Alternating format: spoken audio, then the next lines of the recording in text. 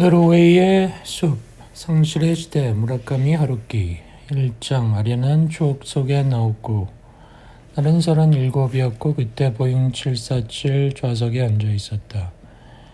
비행기는 함부르크 공항에 착륙하려 했다. 11월에 비가 대지를 물들이고 비옷을 입은 정비공과 공항 빌딩 위에 서 있는 깃발들, 이런 것들이 플랑드르파 화가의 그림의 배경처럼 보였다. 또 독일인가. 비행기가 착지를 하자 금연 사인이 꺼지고 배경음악이 흐르기 시작했다. 비틀즈의 노르웨이 숲이다. 그 멜로디는 나를 혼란스럽게 만들었다. 나를 흔들어 놓았다. 나는 몸을 수그리고 두 손으로 얼굴을 감싼 채 꼼짝 않고 있었다. 스튜어디스가 와서 어디 불편하냐고 물었다. 괜찮다. 현기증이 났을 뿐이라 대답했다. 정말 괜찮으세요? 괜찮아요. 고마워요. 스튜디오스는 가버렸고 음악은 빌리 조엘의 곡으로 바뀌었다. 나는 고개를 들어 부케의 상공에 뜬 검은 구름을 보며 내가 인생 과정에서 잃어버린 많은 것들을 생각했다. 잃어버린 시간, 죽었거나 떠나버린 사람들, 추억들. 비행기가 멈추고 사람들이 선반에서 가방을 꺼낼 때 나는 줄곧 그 초원 속에 있었다. 그때는 1969년 가을이었고 나는 20살이 되려 하고 있었다. 스튜어디스가 다시 어떻냐고 물었다. 좀 서글퍼졌던 것 뿐이에요. I only felt lonely. Well, I feel same way, same thing, once in a while. I know what you mean. I hope you'll have a nice trip. Auf Wiedersehen. Auf Wiedersehen. 18년이란 세월이 흘러버린 지금도 나는 그 초원의 풍경을 떠올린다. 며칠인가 계속된 비에 여름 동안의 먼지를 씻어낸 산은 푸른빛을 띠었다. 하늘은 물끄러미 보고 있으면 눈이 아플 정도였다. 나무 끝에 달린 잎들이 소리를 내고 먼 곳에서 개 짖는 소리가 들렸다. 작고 희미한 울음소리였다. 어떤 소리도 우리들의 귀에는 닿지 않았다. 새빨간 새 2마리가 초원 속에서 날아올랐다. 걸어오면서 나우코는 우물 이야기를 해주었다. 기억이란 이상한 것이다. 실제 내가 그 초원 속에 있었을 때 나는 풍경에 주의를 기울이지 않았다. 18년이 지나고도 그 풍경을 세세한 부분까지 기억하고 있으리라 생각 못했다. 나는 나 자신을 생각했고 그때 내 곁에서 걷고 있던 여자를 생각했고 나와 그녀를 생각했고 나 자신을 생각했다. 그때는 무엇을 보든 무엇을 느끼든 무엇을 생각하든 모든 것이 자기 자신의 손으로 되돌아오는 나이였다. 나는 사랑하고 있었다. 그 사랑은 까다로운 장소로 나를 끌어들였다. 하지만 지금 나의 머리에 가장 떠오르는 건 그 초원의 풍경이다. 산의 능선, 너무나 선명하게 그것들은 손을 뻗으면 만져질 수 있을 것 같았다. 나 없고도 없고 나도 없다. 우리는 대체 어디로 갔을까? 그토록 소중해 보였던 것, 그녀와 그때 나와 나의 세계는 어디로 갔을까? 나로선 나우코의 얼굴을 바로 떠올릴 수조차 없는 것이다. 내가 지니고 있는 건 그 사람 그림자 하나 없는 배경뿐인 것이다. 천천히 생각하면 나는 그녀의 얼굴을 떠올릴 수 있다. 그러나 나우코의 얼굴이 떠오르기까지는 시간이 걸린다.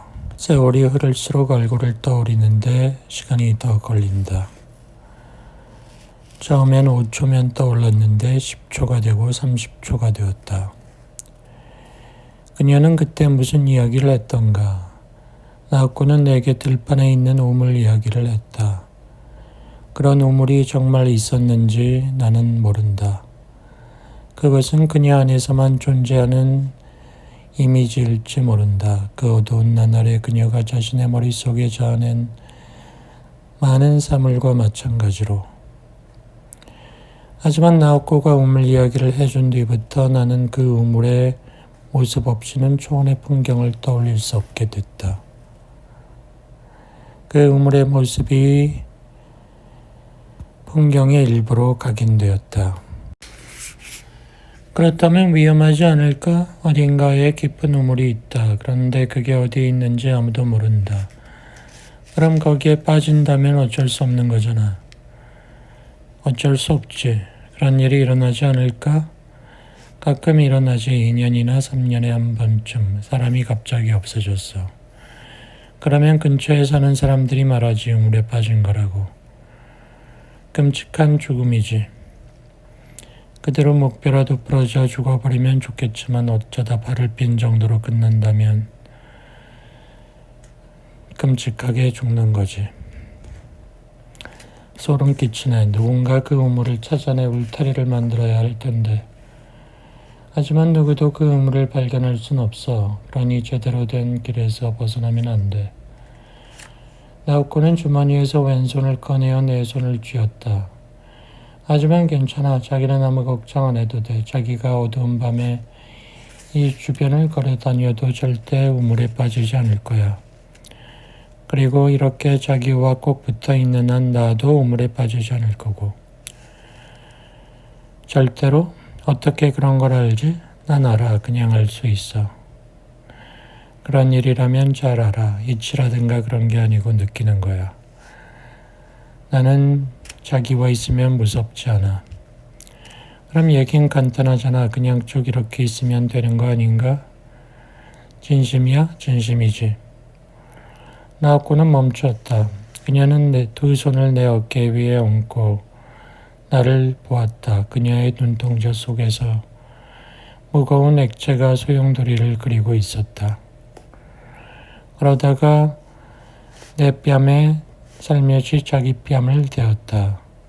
고마워. 천만에. 그렇게 말해줘서 기뻐. 하지만 그럴 순 없어. 왜? 그건 안 될 일이니까. 잔인한 일이니까. 나우코는 갑자기 힘을 다물고 걸어갔다. 여러 가지 생각이 그녀 머릿속에 있었다. 그건 올바르지 않은 일이기 때문이야. 왜 올바르지 않다는 거지? 누군가가 누군가를 쭉 영원히 지켜준다는 건 불가능하기 때문이야. 내가 자기와 결혼을 했다 쳐봐. 그럼 자기는 회사에 다니겠지.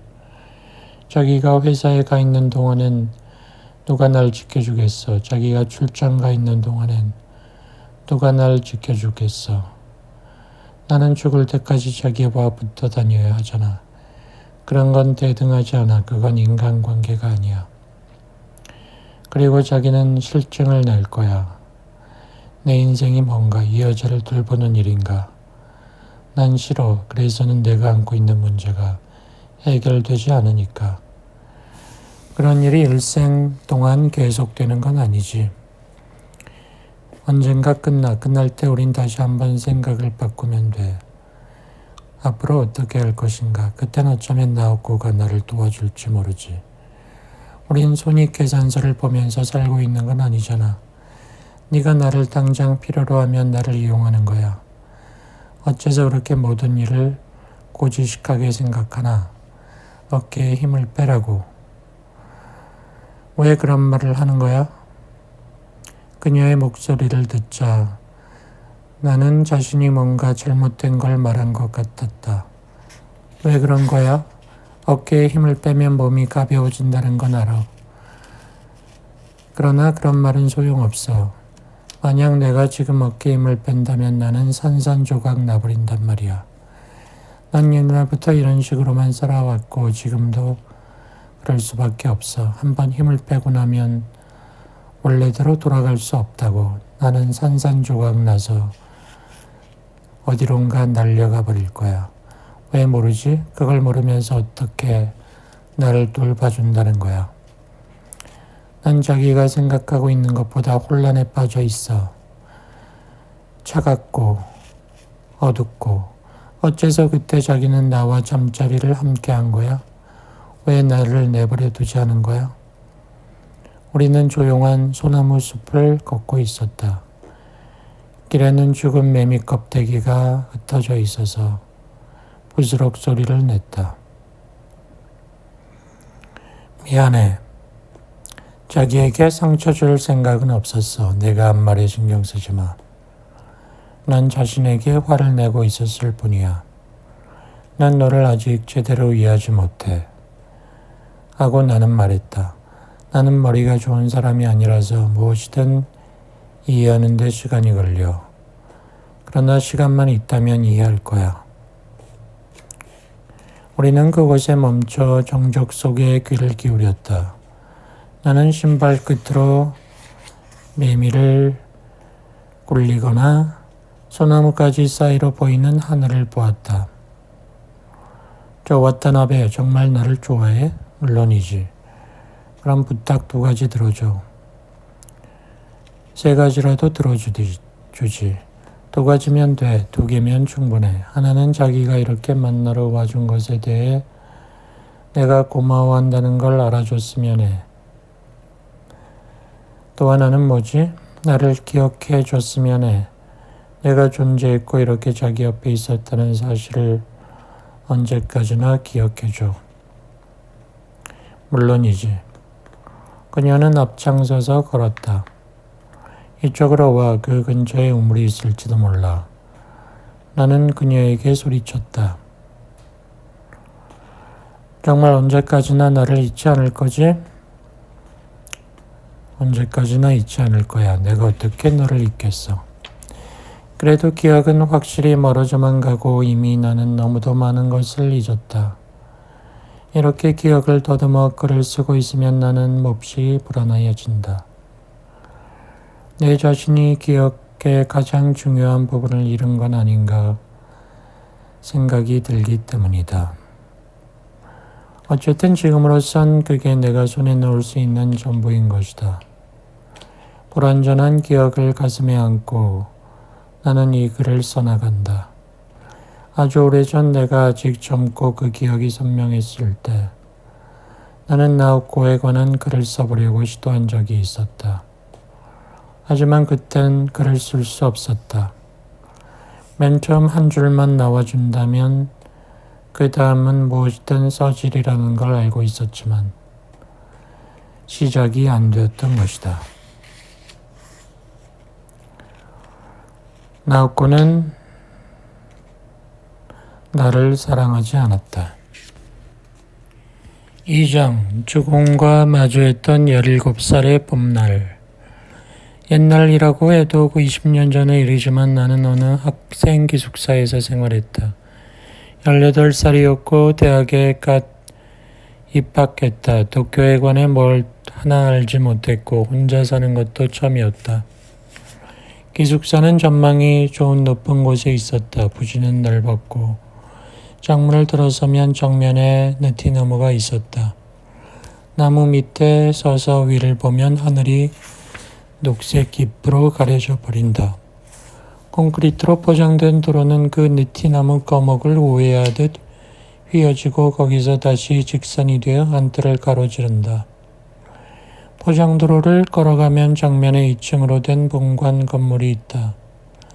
1층에는 식당, 목욕탕, 2층에는 강당, 집회실, 웨빙실이 있다. 기숙사의 문제점은 그 근본이 수상하다는 것이다. 어느 지극히 우익적 인물을 중심으로 한 정체불명의 재단법인에 의해 운영되고 있다. 기숙사 입실 안내 팸플릿과 생활규칙을 읽어보면 알 수 있다. 교육의 근간을 추구하여 국가의 유용한 인재 육성에 힘쓴다는 것이 기숙사 창설 정신이다. 정확한 사정은 모른다. 단순히 세금 대책이라고 말하는 자도 있다. 아무튼 1968년 봄부터 70년 봄까지 2년 동안 나는 수상한 기숙사에서 지냈다. 일상생활이란 차원에서 본다면 우익이든 좌익이든 큰 차이가 없다. 기숙사의 하루는 장엄한 국기 개양과 시작된다. 국가도 흘러나온다. 스포츠 뉴스에서 행진곡이 빠질 수 없는 것처럼 국기 개양에서 국가를 빠뜨릴 수 없다.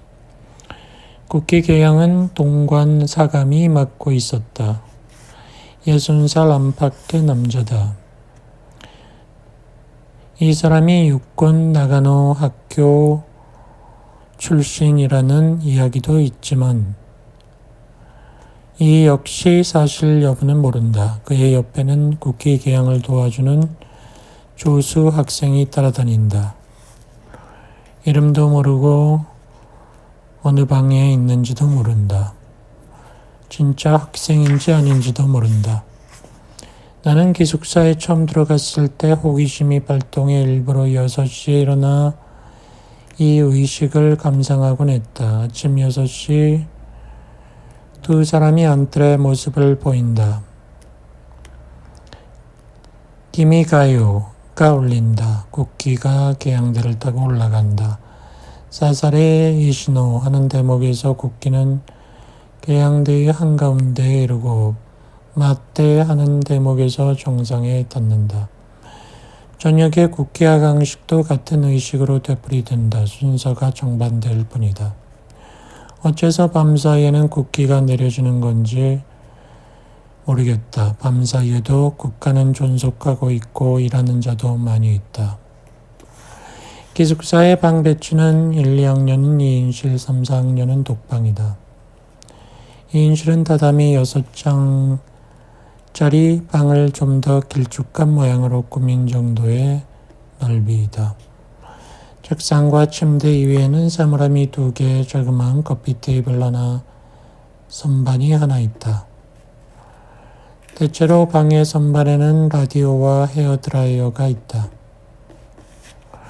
남자들만 있는 방이라서 지저분했다. 휴지통 바닥에는 귤 껍질이 붙어 있고 재떨이 대신 쓰는 빈 깡통에는 꽁초가 쌓여 있다. 씻기는 어느 것이나 거무튀튀하다. 내 방은 시체 안치소만큼이나 청결했다. 방바닥에는 쓰레기가 없고 이불은 햇볕에 말렸다. 내 룸메이트가 청결한 것을 좋아했기 때문이다. 내 방에는 핀업걸도 붙어있지 않았다. 그 대신 암스테르담 문화사진이 붙어있다. 내가 누드 사진을 붙이자 그는 이봐 왔다나베 나 이런 거 좋아하지 않아 라고 말했다. 나도 뭐 특별히 누드 사진을 붙이고 싶었던 건 아니었다. 모두들 돌격대와 같은 방을 쓰게 된 나를 동정했지만 나 자신은 싫지 않았다. 돌격대는 어느 국립대학에서 지리학을 전공하고 있었다.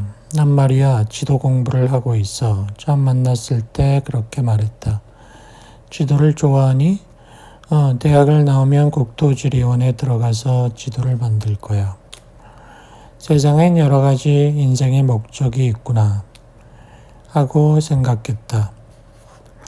확실히 지도 만들기에 열의를 가진 사람이 조금이라도 없다면 그건 안 될 것이다. 넌 뭘 전공하고 있냐? 연극. 연기를 하는 거야? 희곡을 읽거나 연구하는 거지. 라신이나 이오네스코나 셰익스피어. 셰익스피어 말고는 이름을 들어본 적이 없다고 그는 말했다. 아무튼 그런 걸 좋아하는 모양이지 그렇게 좋아하는 건 아니야. 뭐든지 상관없었어. 민족학이든 동양사든 단지 어쩌다 마음에 든 게 연극이었던 거야. 잘 모르겠는데 내 경우는 지도가 좋아서 지도 공부를 하거든. 그 때문에 도쿄에 있는 대학에 들어왔고 학비도 받고 있는 거야. 그런데 넌 그렇지 않다고 말하고 있으니 나는 설명하기를 단념했다. 그는 늘 흰 셔츠에 검은 바지, 검은 스웨터 차림이었다. 학교에 갈 때는 학생복을 입었다. 보기만 해도 우익 학생의 모양새였다. 사실 그는 정치에 대해서는 무관심했다. 매일 아침 6시에 울리는 기미가요를 자명종 삼아 그는 일어났다. 옷을 입고 세면장에 가서 얼굴을 씻는다. 세수를 하는 데에 시간이 걸린다.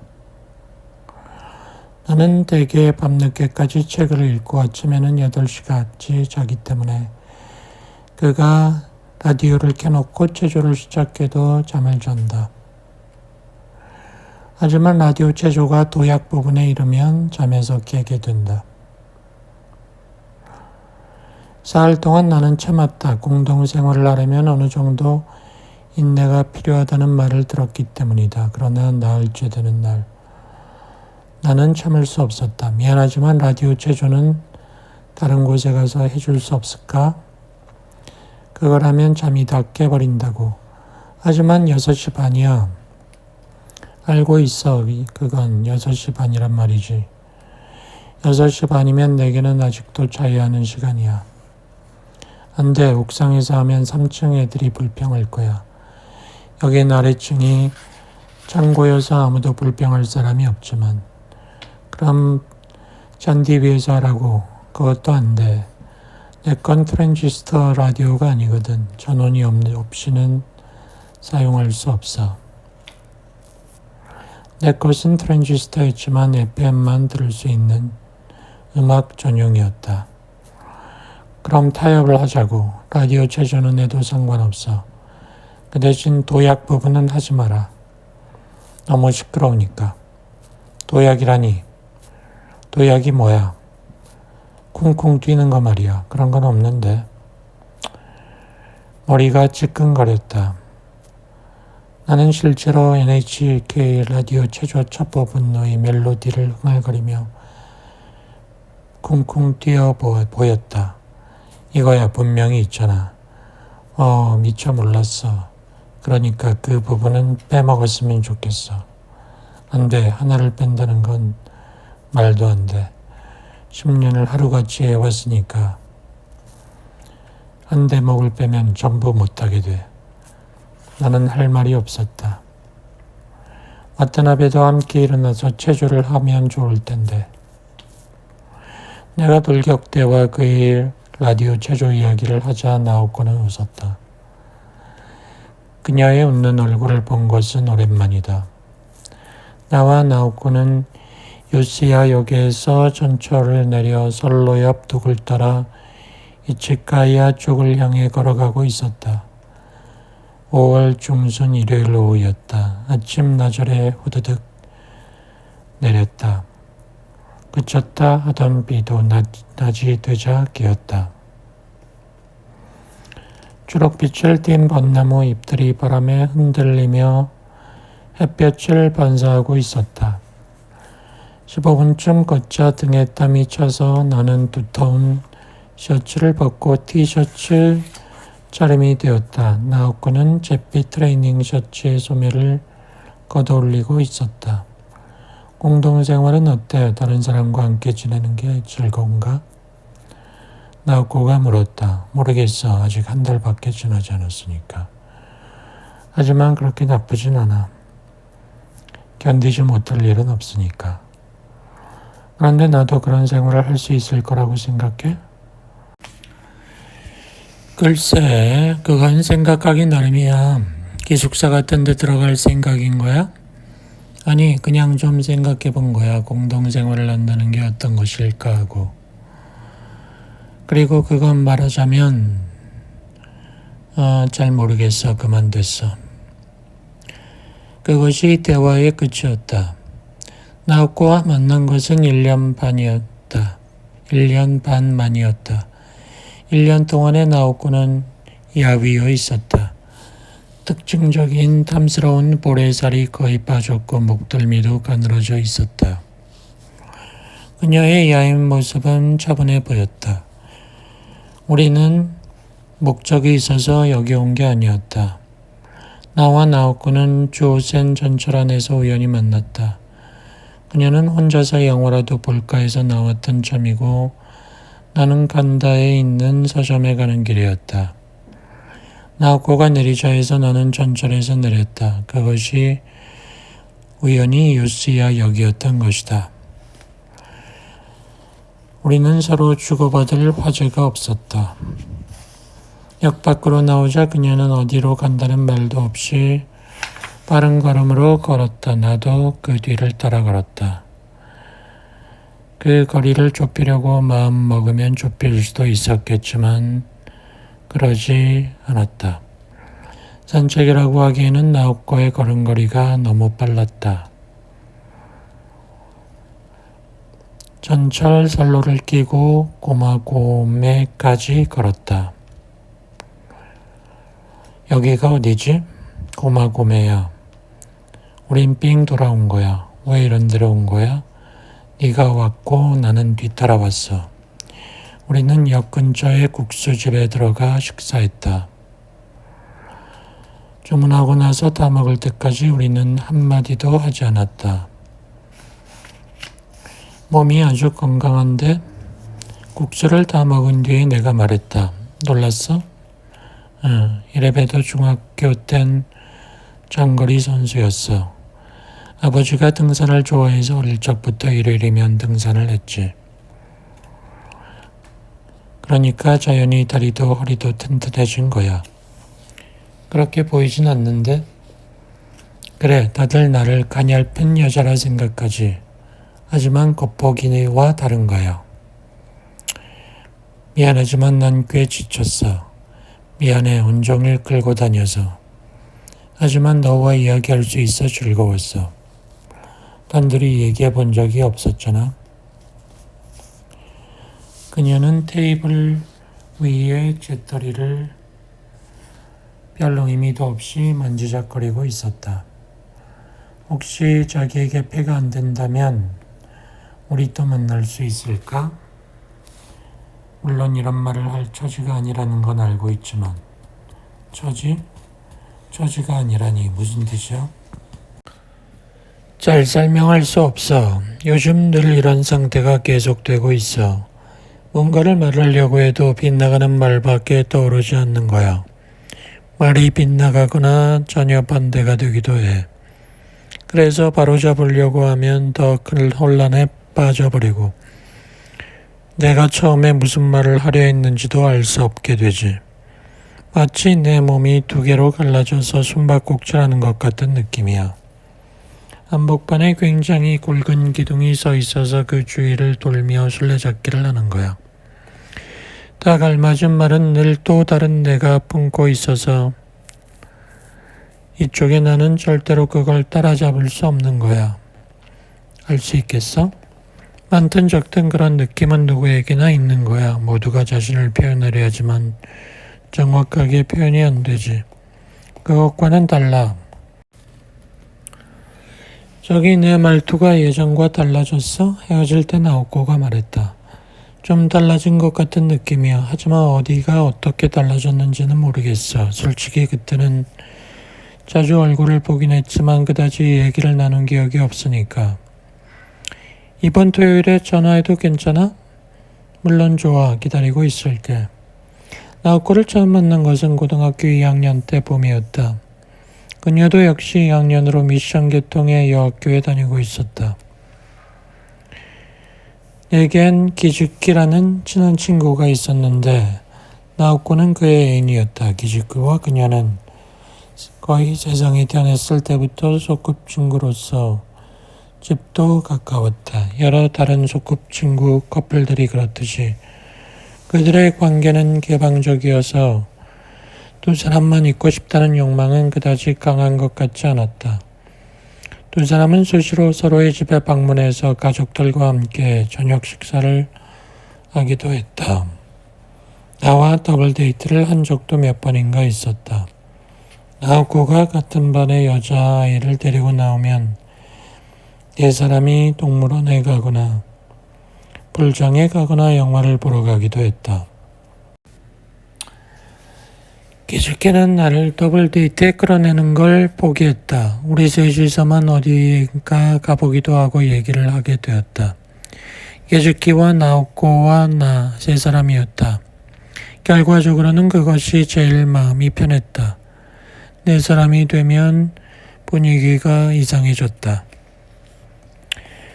그는 결코 사교적인 사람은 아니었다. 학교에서 그는 나 말고는 누구와도 친하지 않았다.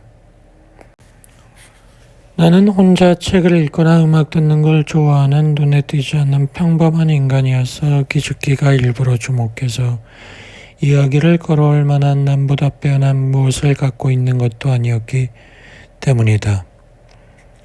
그렇지만 우리는 이내 마음이 맞아 사이좋은 친구가 되었다. 그의 아버지는 치과 의사로 뛰어난 솜씨로 알려져 있었다.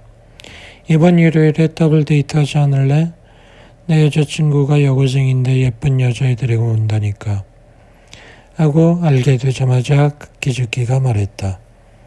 좋아 하고 대답했다. 그렇게 해서 나와 나오코는 만났던 것이다. 나와 기죽기와 나오코는 그런 식으로 몇 번이고 함께 시간을 보냈지만 기죽기가 자리를 비워 두 사람만 남게 되면 나와 나오코는 제대로 이야기를 나눌 수 없었다. 사실 나와 나오코 사이에 공통된 화제라는 건 없었다. 그래서 우리는 거의 아무 말도 하지 않고 기죽기가 돌아오기를 기다렸다. 기죽기의 장례식이 있고 나서 2주일 후에 나와 나오코는 딱 한 번 얼굴을 마주했다. 나는 몇 가지 화제를 찾아내 그녀에게 말을 걸었지만 이야기는 늘 중간에서 끊어졌다. 나오코가 나에게 화를 냈던 건 기죽기와 마지막으로 만나 이야기한 상대가 그녀가 아니고 나였기 때문인지도 모른다. 5월에 오후에 점심을 먹고 나자 기죽기는 내게 오후 수업은 빼먹고 당구나 치러 가자 했다. 내 게임 좀 쳤다. 첫 게임을 내가 이기자. 그는 나머지 세 게임을 이겼다. 약속대로 내가 게임비를 냈다. 오늘은 이상하게 진지하던데? 오늘은 지고 싶지 않았어. 그날 밤 자기 집 차고원에서 죽었다. N360에 배기 파이프에 고무호스를 연결해 창문 틈을 밀착 테이프로 막고 나서 엔진을 걸었던 것이다. 죽기까지 어느 정도의 시간이 걸렸는지 나는 모른다. 친척의 병문안을 갔던 그의 부모가 돌아와서 차고문을 열었을 때 그는 죽어 있었다. 유서도 없고 짐작되는 동기도 없었다. 그와 마지막으로 이야기를 나눴다는 이유로 나는 경찰서에서 조사를 받았다. 여느 때와 똑같았습니다. 하고 말했다. 학교 수업을 빼먹고 당구나 치러 가는 인간들이라면 자살했다고 해서 이상할 게 없다고 생각하는 것 같았다. 기죽기가 죽고 나서 고등학교를 졸업하기까지 한 10개월 동안 나는 나를 둘러싸고 있는 세계 속에서 나 자신의 위치를 정할 수가 없었다. 나는 어떤 여자아이와 친해져서 그녀와 잠자리를 했지만 반년도 지속되지 못했다. 그녀는 나에게 바라는 게 없었던 것이다. 나는 도쿄의 사립대학을 택해 시험을 보았고 입학했다. 그 여자아이는 내게 도쿄로 가지 말라 했지만 나는 고베 거리를 떠나고 싶었다. 아무도 아는 사람이 없는 곳에서 새로운 생활을 하고 싶었다. 넌 나와 이미 잡으랬으니까 나 같은 건 아무래도 좋은 거지? 하며 그녀는 울었다. 그런 게 아니야. 나는 그저 그 도시를 떠나고 싶었을 뿐이다. 하지만 그녀는 이해하지 못했다. 그리고 우리는 헤어졌다. 도쿄로 향하는 신칸센 기차 안에서 나는 그녀의 좋은 점과 뛰어난 점을 떠올리고 후회했지만 돌이킬 수는 없었다. 도쿄에 올라와서 기숙사에 들어가 새로운 생활을 했을 때 내가 해야 할 일은 하나뿐이었다. 모든 사물을 심각하게 생각하지 말 것, 사물과 자신 사이에 거리를 둘 것, 그것뿐이었다. 나는 녹색 펠트를 깐 당구대, 새빨간 N360, 책상 위에 흰 꽃, 그런 것들을 모두 잊어버리기로 했다. 죽음은 삶의 반대편에 있는 게 아니고 그 일부로서 존재하고 있다. 말로 해버리면 평범하지만 그때의 나는 그것을 하나의 공기덩어리로서 몸 안쪽에서 느꼈던 것이다. 그때까지 나는 죽음이라는 것을 삶으로부터 분리된 독립적 존재로 알고 있었다. 죽음은 언젠가는 확실히 우리를 자기 손아귀에 쥐게 된다. 그러나 거꾸로 말하면 죽음이 우리를 사로잡는 그날까지 우리는 죽음에 붙잡히는 일이 없는 것이다 하고, 그것은 나에게 당연하고 논리적인 명제였다. 삶은 이쪽에 있으며 죽음은 저쪽에 있다. 그러나 기즈키가 죽은 밤을 경계로 해서 나로선 이제 그런 식으로 죽음을 단순하게 파악할 수 없게 되었다. 죽음은 삶의 반대편에 있는 존재가 아니다. 죽음은 나라는 존재 속에 본질적으로 이미 포함되어 있는 것이다. 그 17살의 5월 밤에 기즈키를 붙잡았던 죽음은 동시에 나를 붙잡았던 것이다. 나는 그런 공기덩어리를 온몸으로 느끼면서 18살의 봄을 보내고 있었다. 동시에 심각해지지 않으려고 하고 있었다. 심각해진다는 것은 반드시 진실에 가까워진다는 것과 같은 게 아니라는 것을 느꼈다.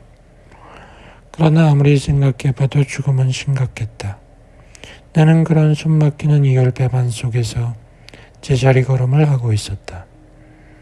기묘한 나날이었다. 삶의 한복판에서 모든 것이 죽음을 중심으로 회전하고 있었던 것이다. 3장. 잃어버린 시간 속을 날아간 반딧불이. 그 다음 토요일에 나오코는 전화를 걸어왔고 일요일에 우리는 데이트를 했다. 우리는 전과 마찬가지로 거리를 걸었고 어느 카페에 들어가 커피를 마시고 또 걸었다. 그녀는 여전히 이따금씩밖에 입을 열지 않았다. 우리는 거의 매주 만나 그런 식으로 걸었다. 그녀가 앞장을 서고 내가 따랐다. 그녀는 무사시노 외곽에 있는 여대에 다니고 있었다. 영어 교육으로 유명한 대학이었다. 그녀 아파트 가까이에 인공 개천이 흐르고 있어 우리는 그 주변을 산책했다. 나오코는 자기 방으로 나를 초대해서 음식을 만들어주기도 했다. 불필요한 것이라고는 하나도 없었다. 내가 이 대학을 선택한 건 우리 고등학교에서는 아무도 이 학교에 들어오지 않기 때문이야. 그래서 이곳에 들어온 거야. 그러나 나와 나오코의 관계도 진전이 없었던 건 아니다. 조금씩 나오코는 내게 익숙해졌고 나는 나오코에게 익숙해졌다.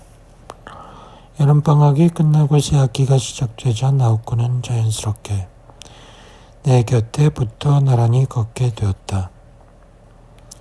나오코가 나를 한 사람의 친구로서 인정해 주었다는 표시였다. 가을이 와서 기숙사 마당이 느티나무 잎으로 뒤덮였다. 스웨터를 입으니 새로운 계절의 냄새가 났다. 그 무렵 우리가 어떤 이야기를 나누었는지 기억이 없다. 여전히 우리는 과거 이야기는 하지 않았다. 기즈키라는 이름은 화제에 오르지 않았다. 나오코가 돌격대 이야기를 듣고 싶어 했기 때문에 나는 곧잘 그 이야기를 했다. 돌격대는 같은 과의 여자아이와 한 번 데이트를 했는데 낙담한 얼굴로 돌아왔다. 저 말이야 와타나베, 이 여자애하고 말이야. 무슨 얘기를 하지? 언제나? 내가 뭐라 대답했는지 기억나지 않지만 어쨌든 그는 질문 상대를 잘못 짚었다. 7월에 누군가가 그가 없는 사이에 암스테르담 운하 사진을 떼어내고 샌프란시스코의 골든게이트 브릿지 사진을 붙여놨다. 도대체 누가 이런 짓을 하는 거지? 글쎄, 하지만 좋지 않냐? 다 좋은 사진이잖아. 그렇지만 기분 나빠. 그런 돌격대 이야기를 하면 나오고는 웃었다. 그녀가 웃는 일은 드물었기 때문에 나도 그의 이야기를 자주 했다. 그렇긴 하지만 돌격대 조크는 기숙사 내에선 이미 없어서는 안 될 화제의 하나가 돼 있었다. 나오코의 웃는 얼굴을 보는 건 나 나름대로 기쁜 일이기는 했다. 나오코는 나에게 딱 한 번 좋아하는 여자가 없냐고 물었다. 나는 헤어진 여자 이야기를 했다. 좋은 아이였고 자는 건 좋았으며 지금도 가끔 그립긴 하지만 왠지 마음이 끌리지 않는다고 말했다.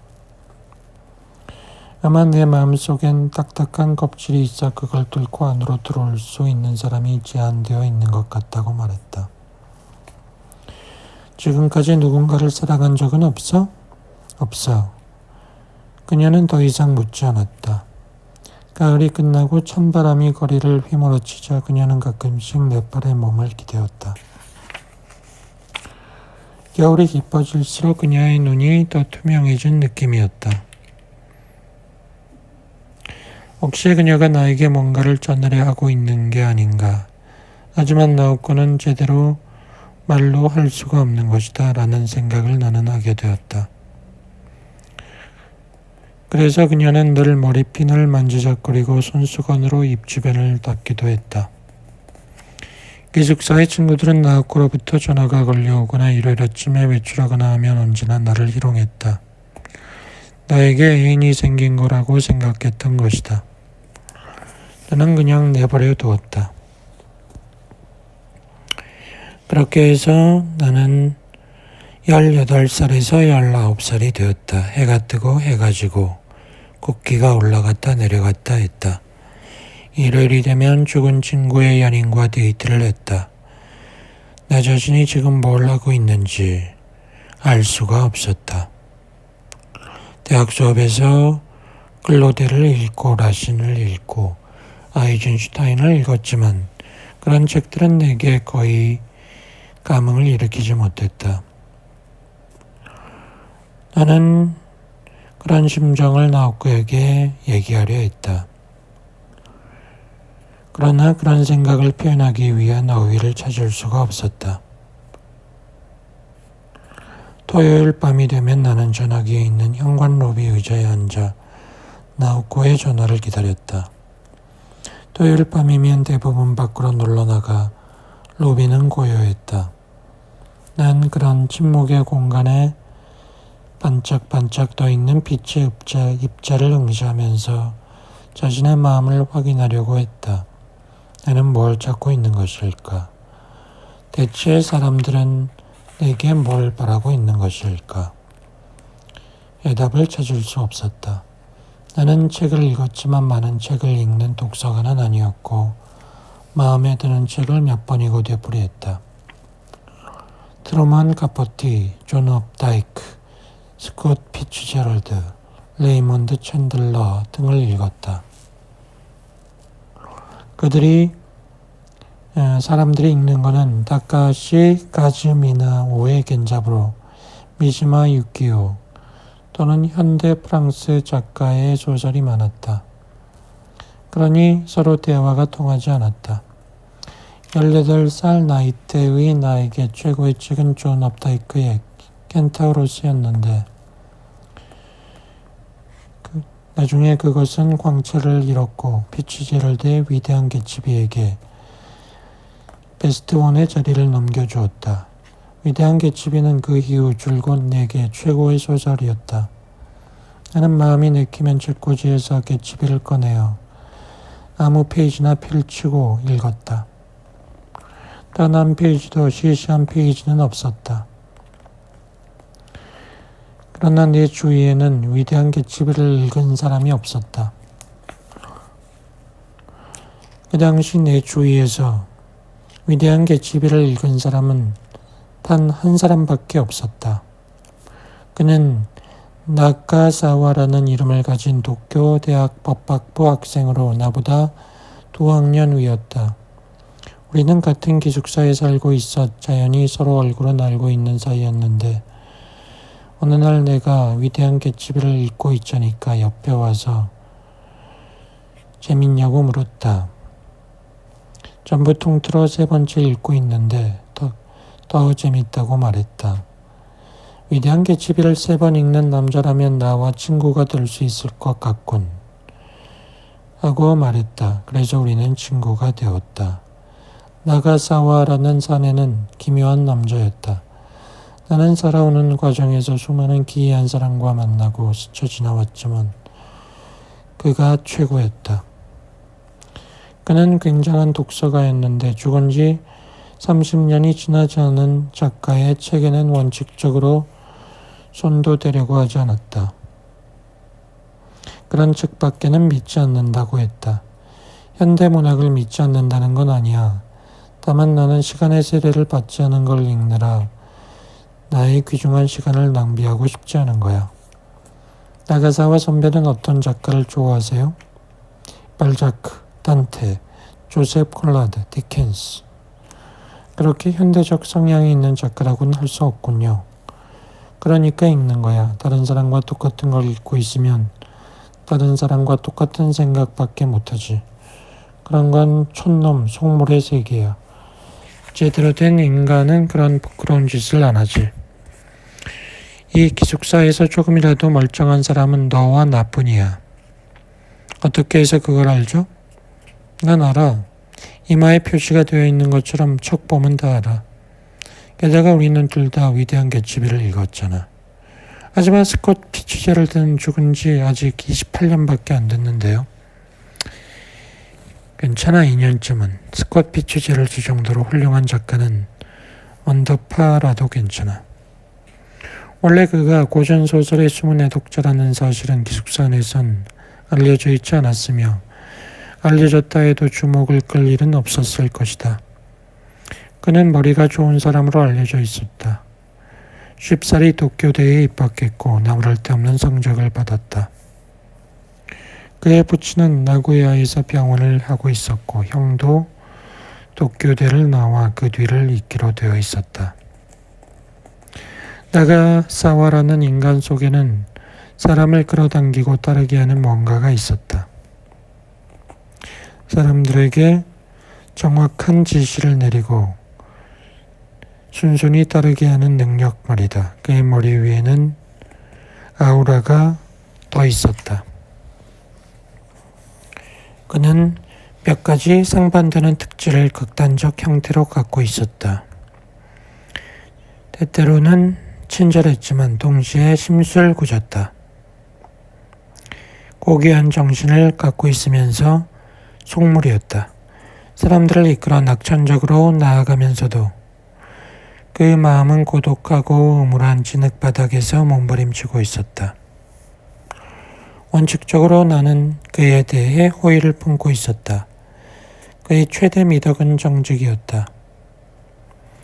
자신에게 이롭지 못한 것을 숨기지도 않았다.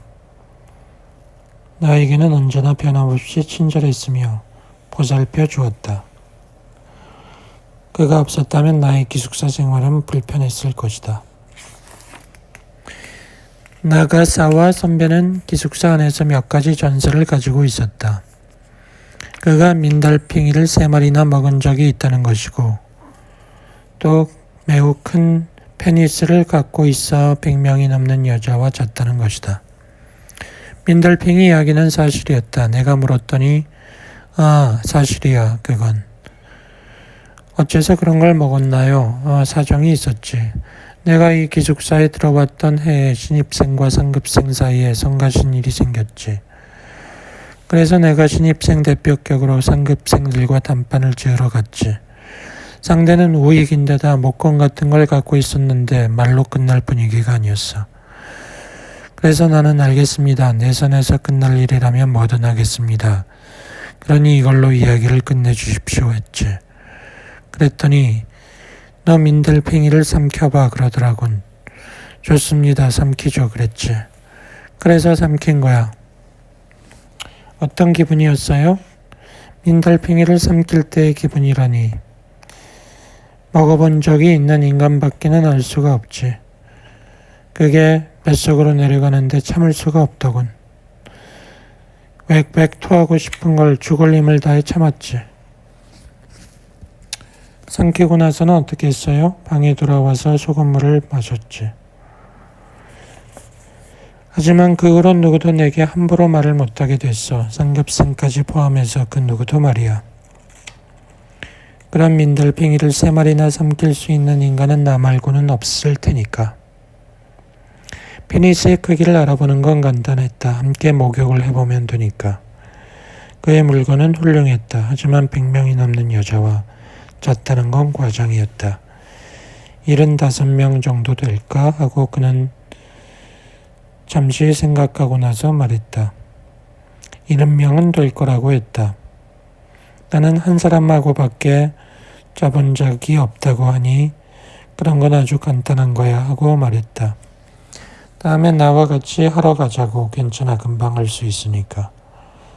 나는 그때 그의 말을 믿지 않았지만 실제로 해보니 간단했다. 그와 함께 시부야나 신주쿠의 바라든가 클럽에 들어가 둘이서 온 여자들을 찾아내 말을 걸곤 술을 마시고 호텔에 들어가 섹스를 했다. 아무튼 그는 이야기를 잘했다. 그가 얘기를 하면 여자들은 와 하고 감탄을 했다. 그는 핸섬하고 친절하고 눈치가 빨라 여자들은 그와 함께 있는 것만으로도 기분이 좋아지는 것이었다. 나 자신은 알지 못하는 여자와 자는 걸 그다지 좋아하지 않았다. 물론 성욕을 처리하는 방법으로서 마음이 편했고 여자와 껴안거나 몸을 접촉하는 것 자체는 좋았다. 내가 싫은 것은 다음날 아침 헤어질 때이다. 내가 눈을 뜨면 옆에 모르는 여자가 자고 있고 온 방에 술 냄새가 풍긴다. 이윽고 여자가 눈을 뜨고 속옷을 찾아다닌다. 저기 어젯밤 제대로 그거 끼고 했어? 나 위험한 날이었거든 하고 말한다. 그러고는 거울을 향해 골치가 아프다고 토달거리면서 화장을 한다. 그런 게 싫었다. 내는 3번인가 4번 그런 식으로 여자와 자고 난 뒤에 나가사와 선배에게 물었다. 이런 짓을 70번이나 계속하고도 허무해지지 않냐고. 네가 이걸 허무하다 느낀다면 그건 네가 제대로 된 인간이라는 증거야. 알지도 못하는 여자와 자고 다녀봤자 얻는 건 없어. 피곤하고 자신이 싫어질 뿐이야. 그럼 왜 그렇게 하죠? 그건 설명하기 힘들어. 왜 도스토옙스키가 도박에 관해서 쓴 것 있지? 마찬가지야.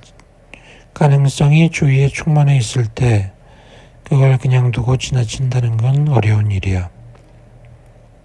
날이 저문다. 여자아이가 거리에 나와 주변을 어정거리면서 술 마시고 있다. 그녀들은 뭔가를 찾고 있고 나는 그 뭔가를 그녀에게 줄 수 있는 거지. 수도꼭지를 비틀어 물을 마시는 것과 마찬가지로 간단한 일이야. 그렇게 눈 깜짝할 사이에 쓰러뜨릴 수 있고 상대방도 기다리고 있는 거야. 그것이 가능성이지. 그런 가능성이 굴러다니고 있는데 그냥 지나칠 셈인가? 그런 입장에 서본 적이 없어서 잘 모르겠어요. 어떤 의미에서는 행복한 거야. 집안이 넉넉하면서도 나가사와 선배가 기숙사에 있는 것은 그의 여성 편력이 원인이었다. 도쿄에 가서 혼자 생활을 하면 여자와 놀아나지 않겠느냐고 걱정한 그의 아버지가 4년간 기숙사 생활을 할 것을 강요했던 것이다. 원래 나가사와 선배로서는 그런 건 아무래도 상관없었고 그는 기숙사의 규칙 같은 것은 신경 쓰지 않는 채 자기 좋을 대로 지내고 있었다. 마음이 내키면 외박 허가를 얻어 여자 선양을 나갔던 것이다. 외박 허가를 얻는 일은 어지간히 귀찮은 일이었지만 그의 경우는 프리패스였다. 나는 나오코와 자게 되었다. 그러나 그 이후 나오코는 연락을 끊고 있었다. 한참 후에 편지가 왔다. 글을 쓸 수 있게 되기까지 오랜 시간이 걸렸어. 글을 쓴다는 건 나에게 괴로운 일이야.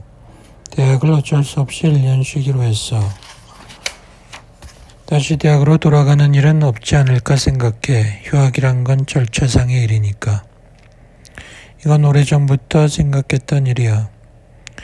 여러 가지 일에 신경 쓰지 말았으면 해. 설령 무슨 일이 일어났다 해도 또 설령 아무 일도 일어나지 않았다 해도 결국은 이렇게 될 수밖에 없지 않았을까? 어쩌면 이런 말이 너에게 상처를 줄지도 모르겠어. 만일 그렇다면 사과할게. 내가 하고 싶은 말은 내일로 너 자신을 책망하지 말라는 거야. 고급은지 아파트를 떠난 후에 나는 고베의 집으로 돌아와 한동안 병원을 다녔어. 의사 말로는 교토의 산속에 나에게 맞는 요양소가 있다니까 거기에 들려보려고 해. 엄격한 의미에서의 병원이 아니고 자유로운 요양시설이래. 네가 1년간 내 곁에 있어준 것에 대해서는 감사하고 있어. 네가 나에게 상처를 입힌 건 아니야. 나에게 상처를 준 건 나 자신이야. 지금 나는 아직 너를 만날 준비가 돼 있지 않아. 만나고 싶지 않다는 말은 아니고 만날 준비가 되어 있지 않다는 뜻이야. 준비가 됐다 싶으면 너에게 편지를 쓸게. 그러면 우리는 서로에 대해 잘 알 수 있게 되지 않을까. 안녕. 나는 이 편지를 되풀이해 읽었다. 서글퍼졌다. 그것은 바로 나오코가 물끄러미 나의 눈을 들여다보았을 때 느낀 것과 같은 슬픔이었다. 나는 그 같은 안타까운 심정을 어딘가로 가져갈 수 없었다. 토요일 밤이 되면 나는 여전히 로비 의자에 앉아 시간을 보냈다. 전화가 걸려올 리 없었지만 달리할 일도 없었다. 나와 텔레비전 사이를 가로지르는 공간을 둘로 나누고 그 갈라진 공간을 또 둘로 나눴다. 그리고 몇 번이고 그 일을 계속해 작은 공간을 만들었다. 10시가 되면 나는 텔레비전을 끄고 방으로 돌아와 잠을 잤다. 사장, 피가 통하는 생기 넘치는 여자 미도리. 여름방학 동안 대학이 기동대에 출동을 요청했고 기동대는 바리케이트를 부수고 안에서 농성 중이던 학생을 전원 체포했다. 그 당시는 어느 대학에서나 그 같은 사태가 벌어지고 있었다. 대학은 해체 따위는 하지 않았다. 학생들이 난동을 부렸다고 해서 얌전하게 해체될 턱이 없었다. 나는 9월이 되어 대학이 거의 폐허로 변해 있기를 기대하며 가보았지만 아무 손상이 없었다. 동맹 휴학이 철회되고 기동대의 점령 아래에서 강의가 재개되자 맨 먼저 출석한 것은 동맹 휴학을 지도한 무리였다. 그들은 아무 일도 없었다는 듯이 교실에 나와 노트를 하고 이름이 불리면 대답을 했다. 이건 아무래도 이상한 이야기였다. 왜냐하면 동맹 휴학 결의는 아직도 유효했고 누구도 동맹 휴학 종결을 선언하지 않았기 때문이다. 대학이 기동대를 끌어들여 바리케이트를 파괴했을 뿐 동맹 휴학은 아직도 계속되고 있는 것이다. 그리고 그들은 동맹 휴학 결의 때에는 하고 싶은 만큼 큰 소리를 치면서 동맹 휴학에 반대하는 학생을 매도하거나 규탄했던 것이다. 나는 그들을 찾아가 왜 동맹 휴학을 계속하지 않고 강의에 나오냐고 물어봤다. 그들은 대답하지 못했다. 그들은 출석 일수가 모자라 학점을 따지 못할 것이 두려운 것이다. 그런 패거리들이 대학 해체를 부르짖었던 것인가 하고 생각하니 한심했다. 그런 패거리들은 바람의 방향 하나에도 움츠러드는 것이다. 이바퀴짓기 여긴 형편없는 세계야.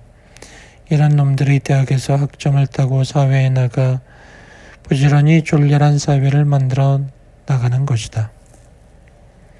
나는 얼마 동안은 강의에 나가도 출석을 부를 때는 대답하지 않기로 했다. 그렇게라도 하지 않고는 기분이 불쾌해져 견딜 수 없었던 것이다. 그러나 그 덕분에 학과 안에서의 내 입장은 한층 더 고립되게 되었다. 9월의 둘째 주에 나는 대학 교육이란 것은 무의미하다는 결론에 도달했다. 그리고 나는 그것을 무료함을 견디는 훈련 기간으로 삼기로 정했다. 9월 둘째 주가 되었는데도 돌격대는 돌아오지 않았다.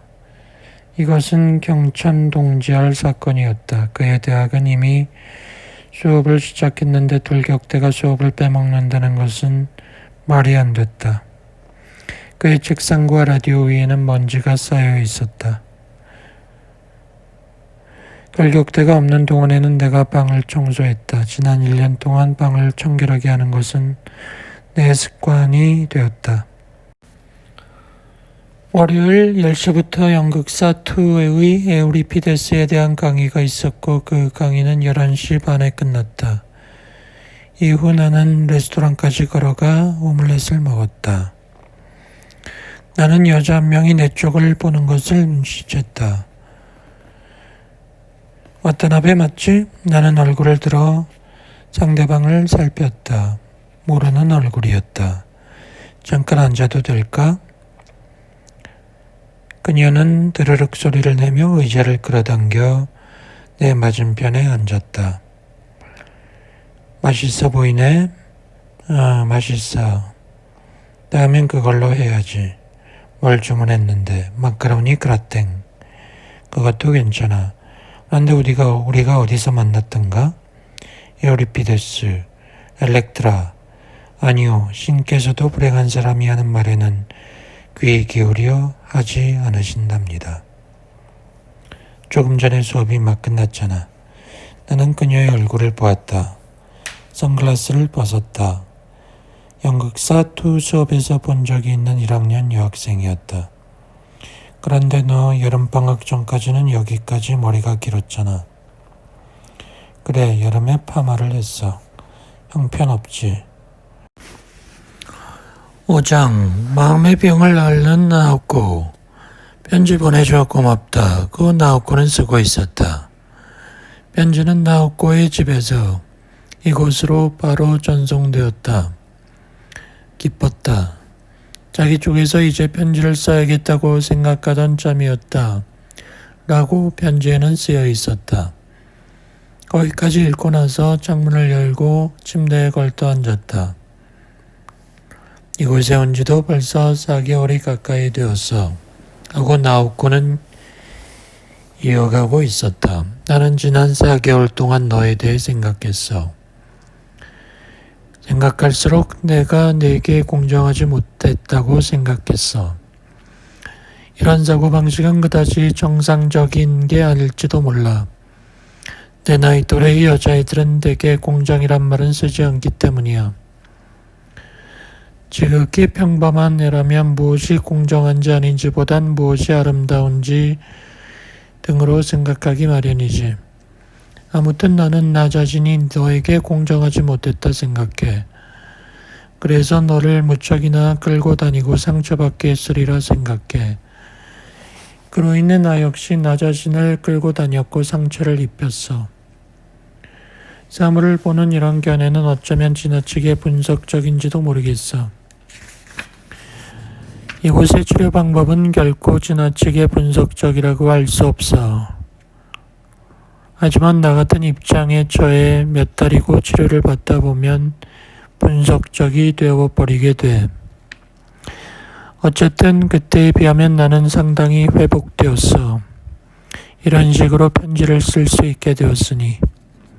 7월에 너한테 보낸 편지는 온몸을 쥐어짜는 듯한 느낌으로 썼지만 이번엔 차분해. 여기는 70명쯤 되는 사람들이 생활하고 있어. 그 밖에 스태프가 20명 있어. 나는 테니스와 농구를 하고 있어. 농구팀은 환자와 스태프가 섞여서 구성돼 있어. 어느 날 담당 의사에게 말했더니 내가 느끼고 있는 것은 어느 의미에서는 옳다고 했어. 그는 우리들이 이곳에 와 있는 건 비뚤어진 것을 교정하기 위해서가 아니라 비뚤어진 것에 익숙해지기 위해서라고 했어. 우리의 문제점 중 하나는 비뚤어진 것을 인정하지 못하는 데 있다는 거야. 운동을 하는 것 이외에도 우리는 채소를 가꾸고 있어. 토마토, 가지. 웬만한 건 다 가꾸고 있어. 온실도 사용하고 있어. 우리는 싱싱한 채소며 과일을 먹으며 생활하고 있어. 채소가 싱싱해. 우리는 책을 읽거나 음악을 듣거나 뜨개질을 하거나 해. 텔레비전, 라디오는 없지만 그 대신 좋은 도서실이 있어. 이 시설의 문제라면 한번 이곳에 들어오면 밖으로 나가기 싫어지거나 무서워진다는 점이야. 담당 의사는 내가 이제부터는 외부 사람과 접촉을 갖기 시작해도 좋을 거라고 해. 그런 말을 들어도 내게는 와타나베 얼굴밖에 떠오르지 않아. 나는 부모님은 만나고 싶지 않아. 그분들은 나로 인해 혼란을 겪고 있어서 만나 이야기를 나눈다 해도 비참한 심정이 될 것 같아. 나로서는 너에게 설명해야 할 일이 몇 가지 있어. 나를 부담스럽게 생각하지 말아줘. 나는 짐이 되고 싶지 않으니까.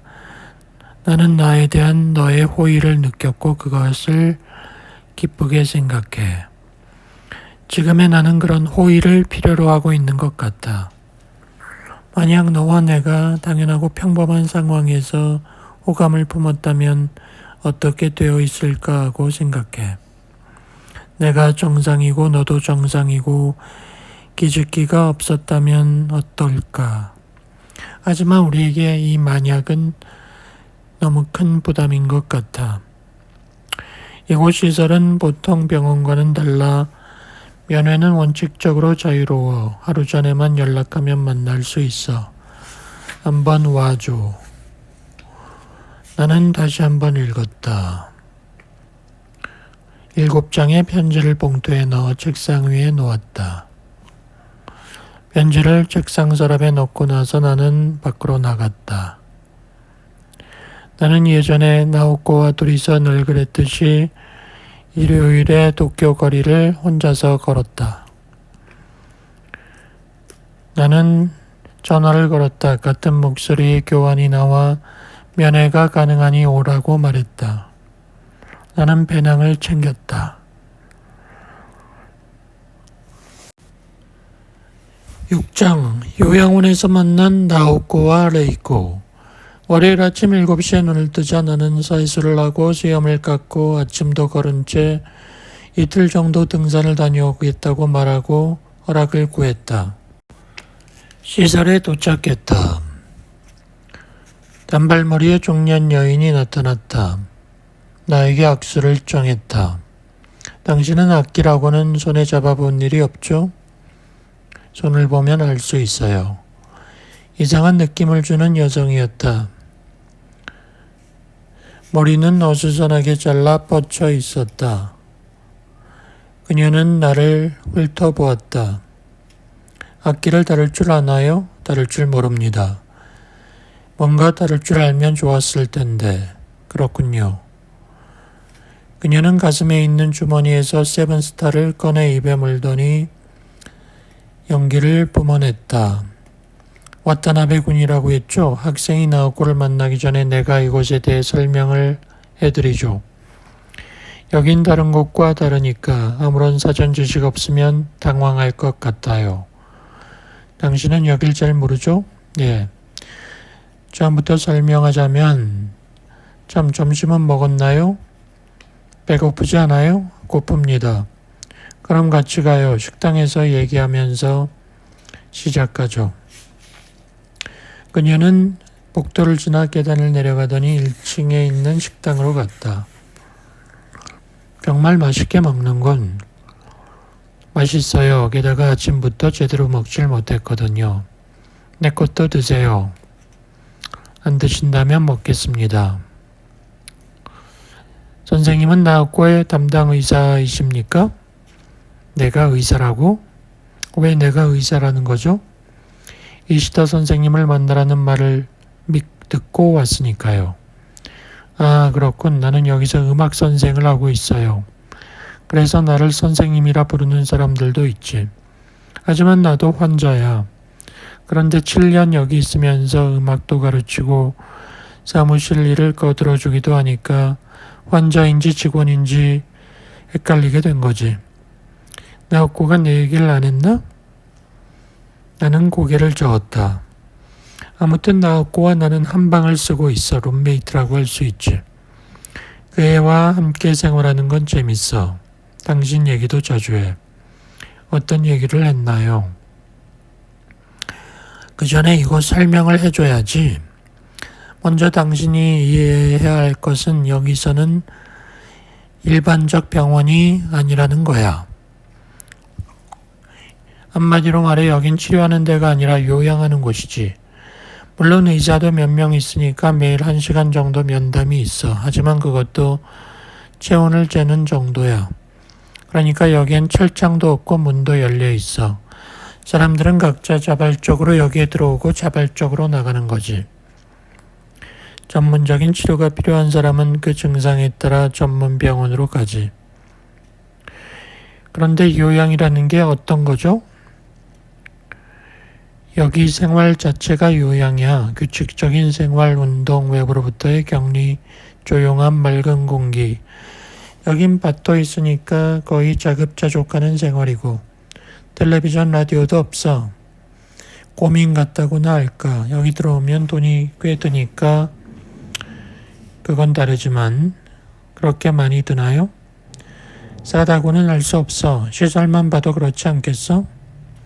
장소는 넓은데 환자는 적고 직원은 많고 실질적으로 입원비를 면제받고 있어. 나 같은 경우는 문제가 없지만.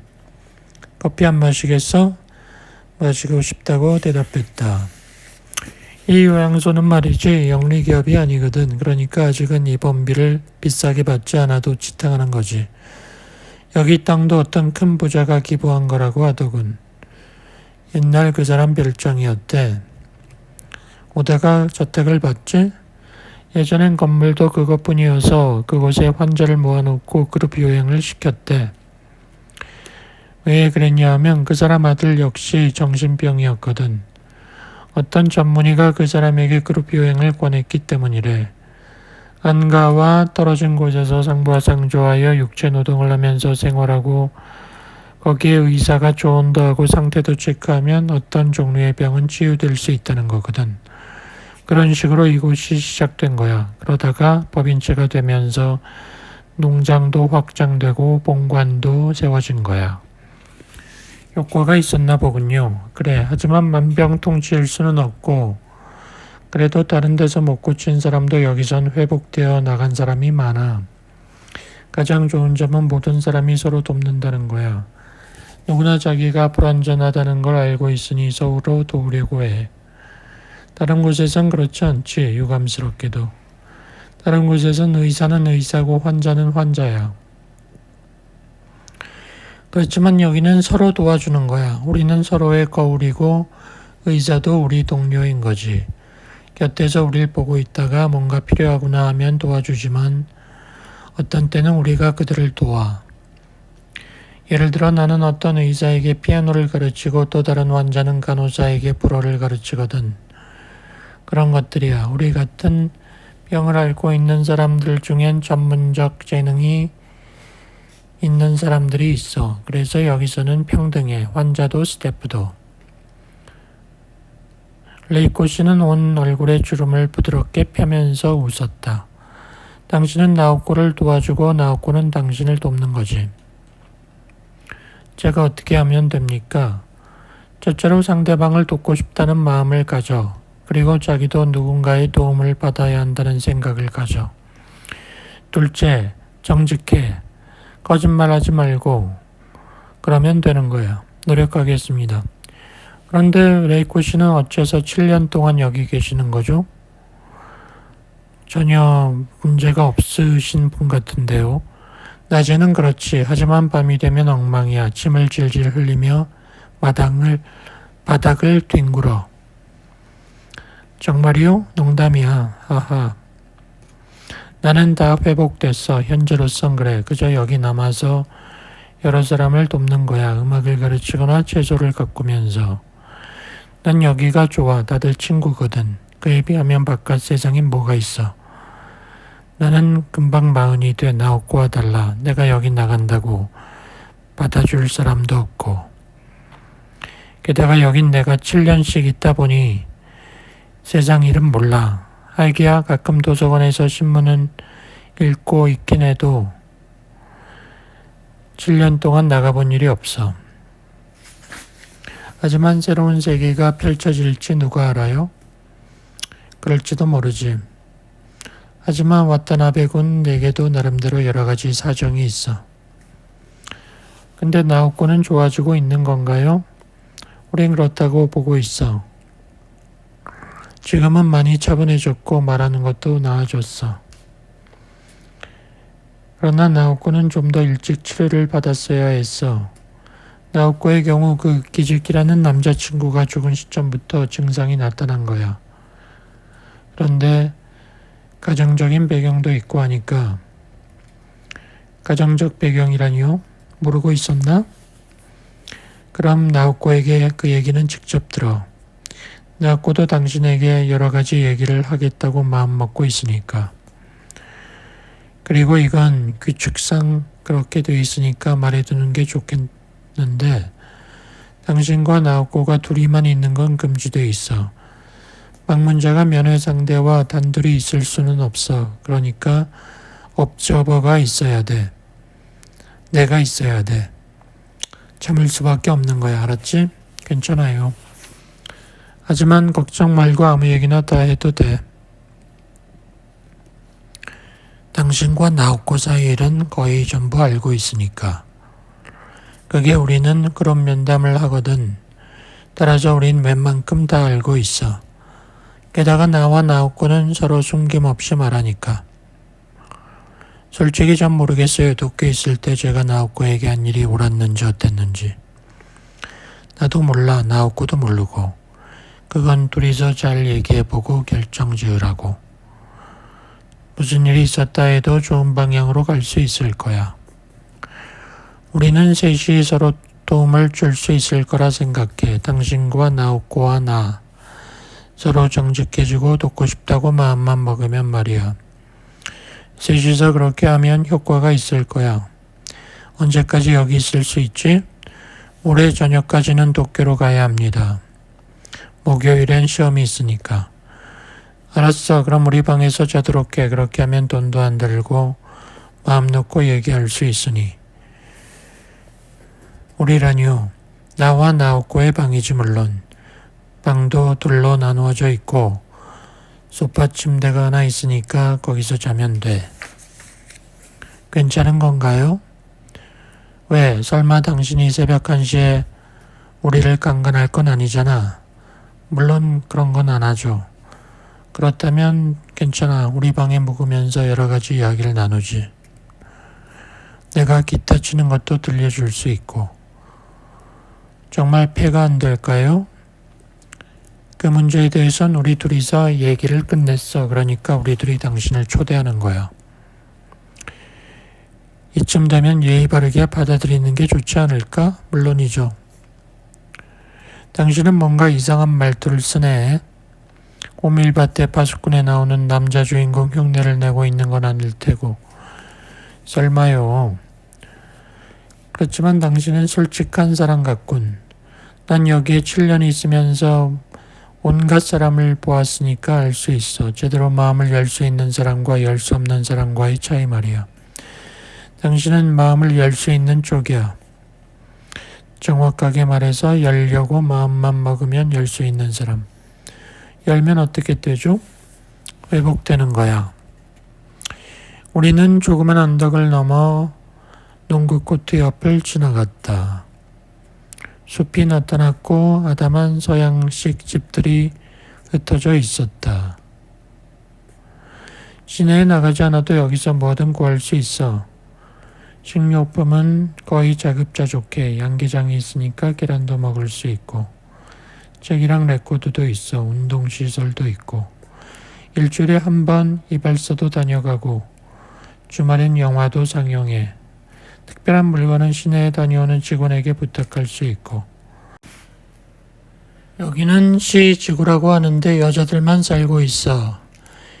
우리가 사는 곳이야. 이런 건물이 10동이 있고 각 동이 넷으로 나뉘어져 각 방마다 2사람씩 살게 돼 있어. 80명을 수용할 수 있지만 지금은 32명 뿐이야. 조용하군요. 지금 시간엔 아무도 없어. 나는 특별 취급이니까 이러고 있지만 다른 사람들은 정해진 스케줄에 따라 행동하고 있지. 그룹 세라피를 받는 사람, 산나무를 깨는 사람, 정원을 손질하는 사람, 운동하는 사람. 각자 스스로 정해서 스케줄을 짜거든. 욕조가 없어 샤워밖에 못하지만 그런대로 괜찮지? 욕탕과 세탁시설은 공동으로 쓰게 돼 있어. 훌륭하군요. 제가 있는 기숙사는 천장과 창문뿐인데 이곳의 겨울을 몰라서 하는 소리야. 길고 고생스러운 겨울이야. 어딜 봐도 눈뿐이고. 우린 겨울이 되면 날마다 눈을 치우며 하루를 보내지.